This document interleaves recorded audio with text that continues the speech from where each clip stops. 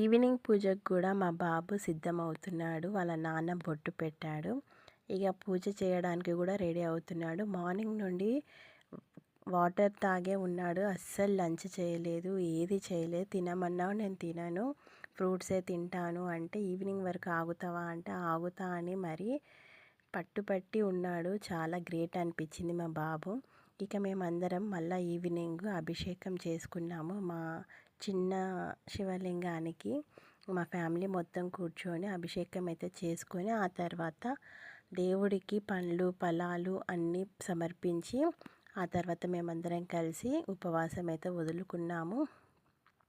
మా బాబు అయితే చాలా ఎనర్జెటిక్గా, నీరసంగా లేకుండా కూడా మంచిగానే ఎనర్జీగా ఉన్నాడు. చూడండి, మేము ఈ విధంగా దేవుడికి అయితే పండ్లు ఫలాలు అన్నీ సమర్పించుకొని పూజ అయితే సక్సెస్ఫుల్గా కంప్లీట్ అయితే చేసుకున్నాము. ఉపవాసం కూడా వదులుకున్నాము.